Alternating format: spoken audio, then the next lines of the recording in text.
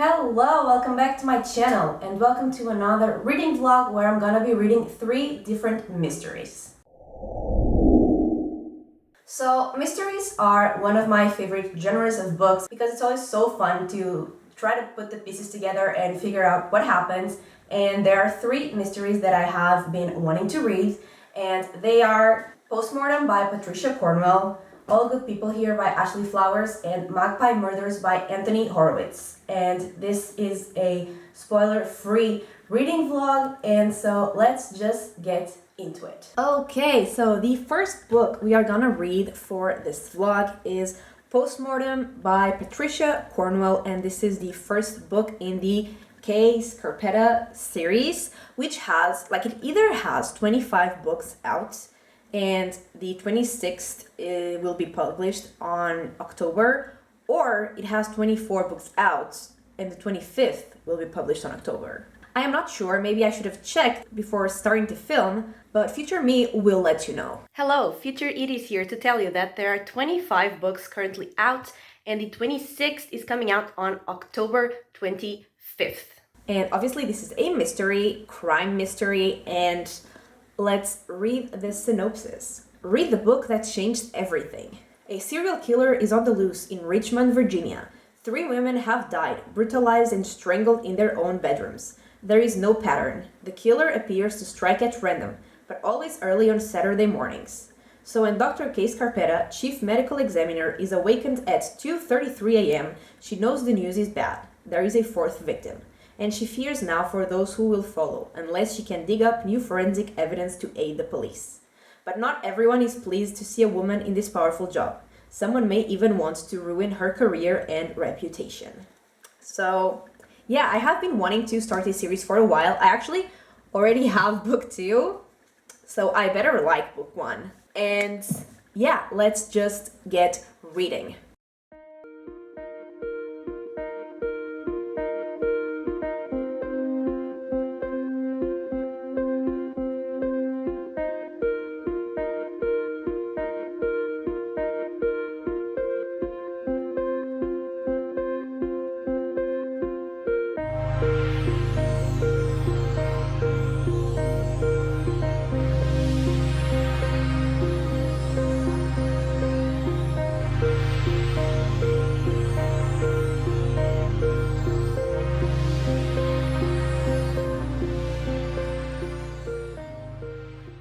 Okay, so I am on page 190, which is almost halfway through because it's 49%.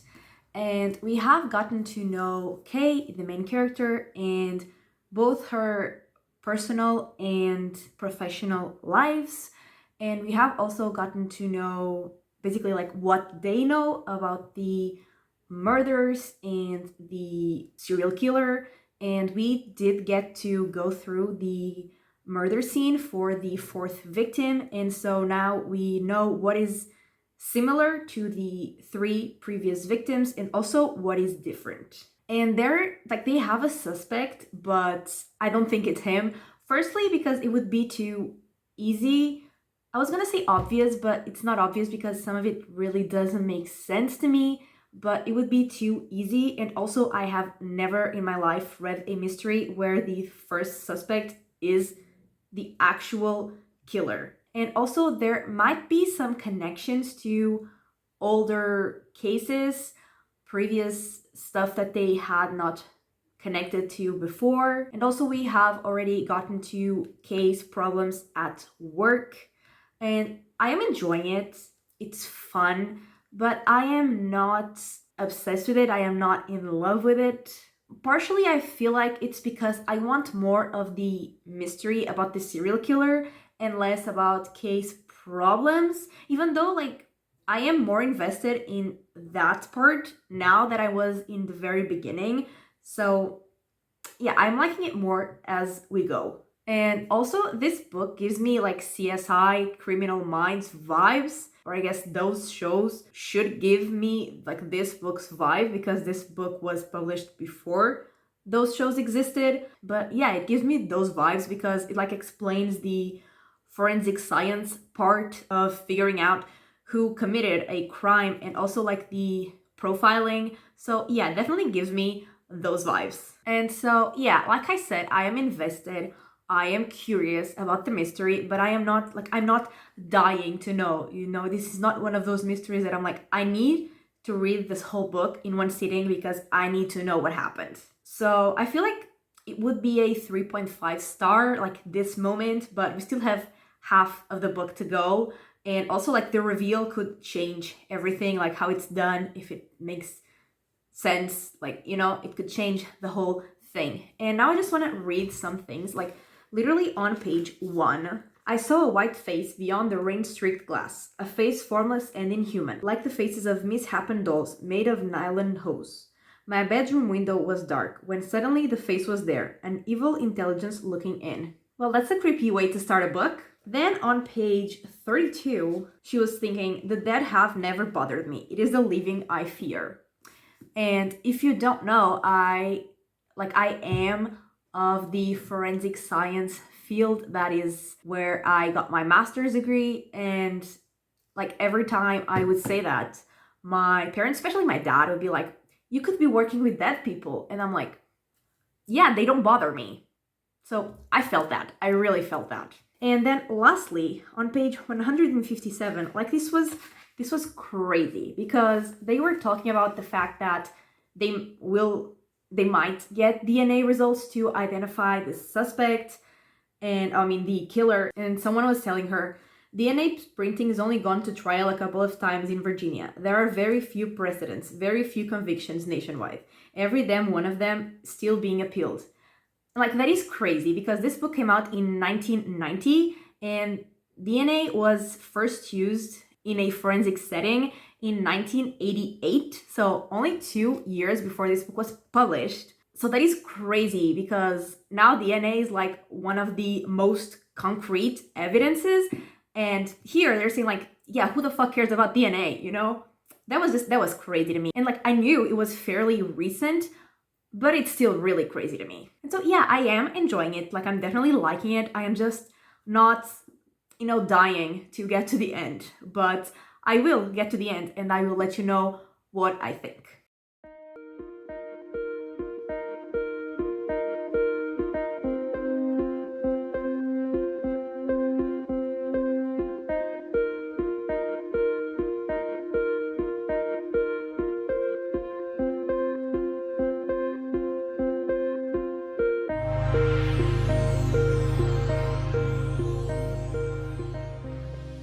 I have finished Postmortem, and in this second half of the book, there is actually a fifth victim, and this one is connected to someone who is sort of connected to the investigation, so it just makes everything more personal. And the investigation continues. We discover more about the killer, and then they end up finding out the identity of the killer, who he is, and we also learn who is the person conspiring against Kay at work. And I enjoyed this book, but I continued not to, love it. And I have mixed feelings about Kay, the main character, because overall I like her, but then there are some times where she's a little too judgy, and also sometimes she just makes some comments that I don't like. I'm just like, why do you have to say that, So I definitely have some mixed feelings about our main character.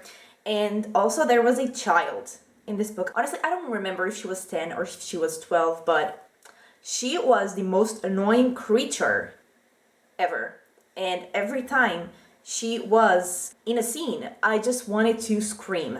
But about the mystery, I liked how the pieces of the puzzle came together, but to find the killer's identity. But we did not get enough or really anything about the killer's motivation. And I guess, it could just be killing because he wanted to kill, he had fun doing that, but still, I feel like there would be an underlying thing, motive, reason for him to choose to, do what he did the way he did. I don't know. I feel like I needed a motivation that we did not really get. We got more like reason for the person conspiring against Kay at work than for the killer. And I was definitely more invested in knowing about the killer. But on a positive note, I did love all the forensic detail explanations in this book, and overall it was a good time.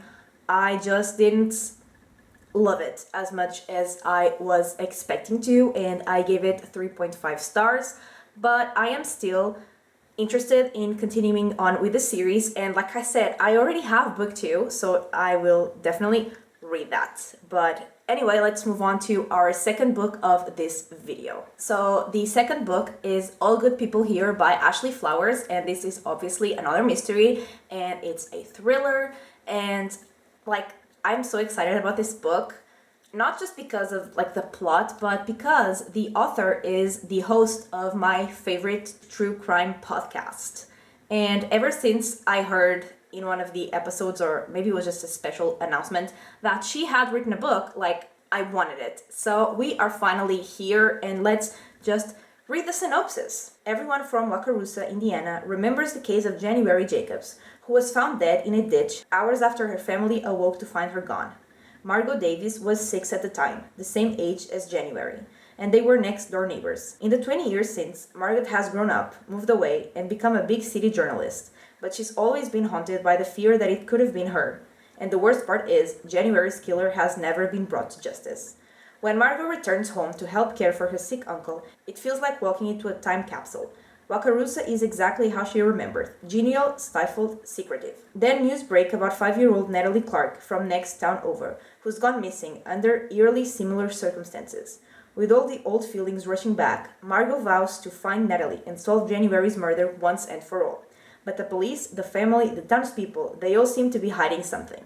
And the deeper Margot digs into Natalie's disappearance, the more resistance she encounters, and the colder January's case feels.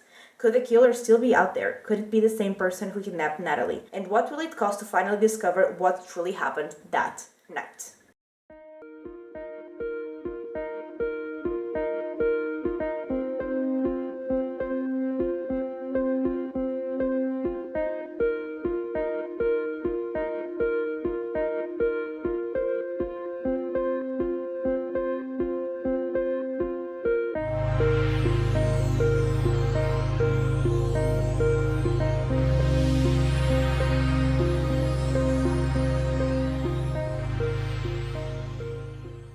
Okay, so I am 51% into All Good People Here, and so we are following chapters from the past, which is 1994, I think, and the present, which is 2019. And like it says in the synopsis, Margot goes back to her hometown, and she has definitely like some personal stuff going on with her uncle, but not only. And when she hears about the disappearance of the girl, I think she's called Natalie, she starts thinking that it's connected to the case of her friend, her childhood friend. But no one else seems to agree that the cases are connected, and she feels like people are hiding something, like every single person she talks to.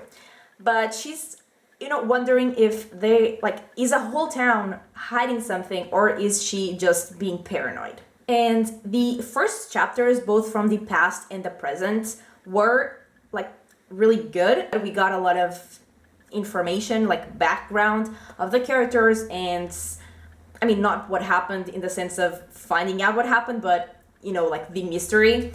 So those were really interesting. I really liked the opening, but I feel like it hasn't really progressed. The story hasn't really moved forward that much until like literally the last couple chapters I read, where we got some answers, although I don't really think they are answers, because firstly, it would be too obvious. And I mean, about the crime in the past, about the crime in the present, we haven't really gotten anything.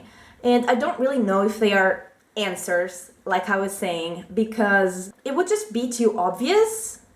Like, I hope it's not an actual answer, because like, no. But I am definitely invested in the story. I want to know like what happened. I am excited, especially about the crime of the past, because like I said, it's the only one where we're actually getting possibly some progress, even though I don't think that suspect is the right suspect. We're getting somewhere, we're learning stuff. So yeah, I'm excited about the crime from the past because we're getting stuff. The crime from the present, it's not that I don't care, but they haven't really given me much, So yeah, I am, however, overall, like the book as a whole, I am very interested, very invested, and I will update again once I finish it.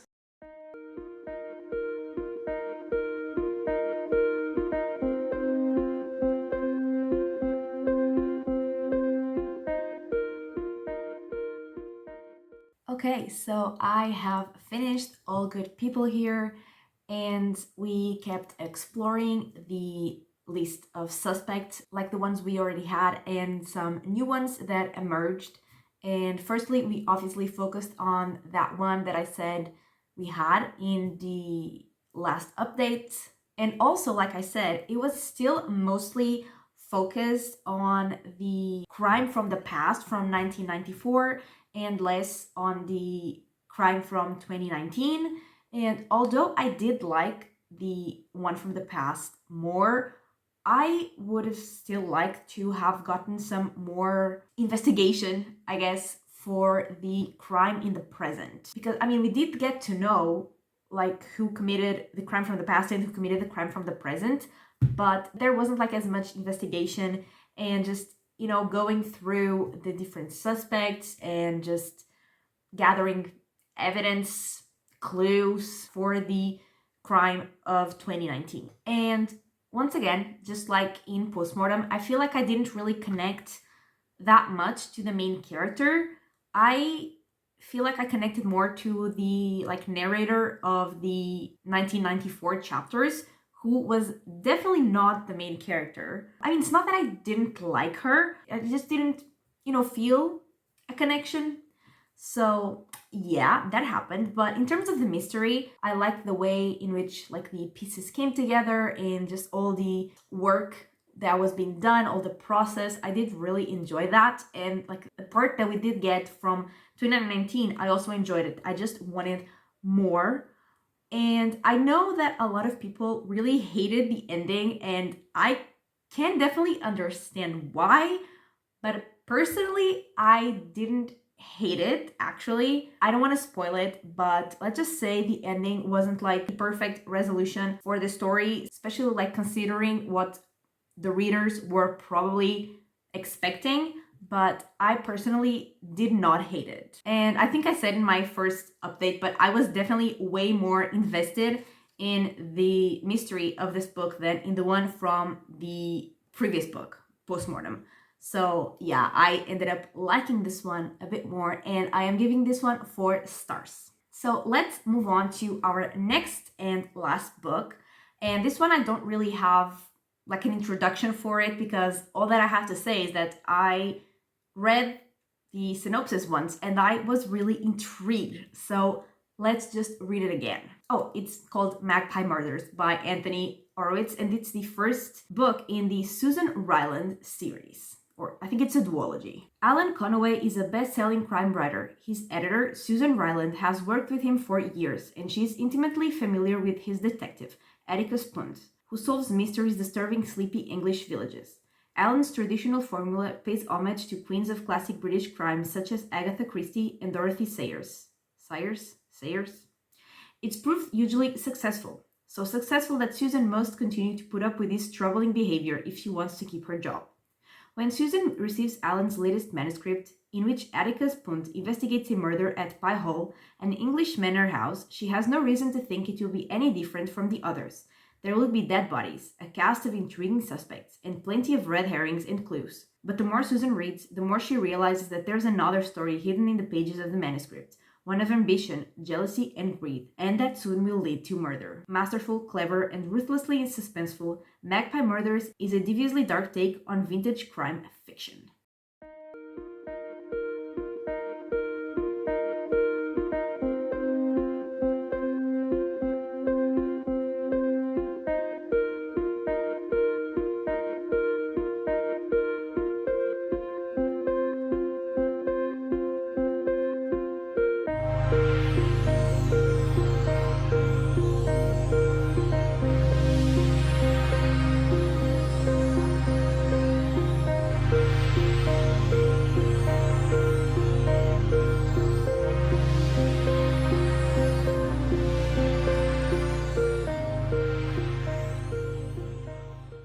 I am 52% into Magpie Murders, and this book is so interesting and like different from anything I've ever read. Because we start with Susan, the editor, and she is telling us that there's a book that changed her life. And not just like any other books that she reads and like changed her mind, like in the way she thinks or something. Like, no, it literally changed her actual life, like the way she lives. And then we start reading that book. And it's a mystery as well, like the one that is said in the synopsis of the detective Atticus Punt and his investigation in that village. And so he's called to investigate the death of someone in that village. And at first he's not like really that interested, but then there is another death. And so he's wondering if the deaths are connected and if there is a killer on that village. And so he goes to investigate. And then he hears about like an older death that happened years ago that he's wondering if it's also connected. And all the characters are like suspects because honestly they all kind of suck, and they're all like connected to each other because it's a small village, like everyone knows everyone. So they're all connected to each other. They're all connected to the people that have died, and they all have like reasons for killing the people who have died. And so like basically we have a book within a book. And that is so cool. And also like I stopped in the part where we like got back to Susan. And I'm not gonna spoil anything, but there is something wrong with the book, like the book that she's reading. And I am really loving this because like I was saying, so far we pretty much got like just the book she's reading, and it has such a like cozy old school mystery vibe, and I am loving it. And I feel like things are about to get crazy now that we're back to Susan. And so I cannot wait. I am literally dying to know what is happening. And yeah, I'm very intrigued. It's definitely like out of the books I've read for this vlog, it's the one that I'm most like, I need to know what happens and I need to know now. So yeah, I'm loving it, and I will update again once I finish it.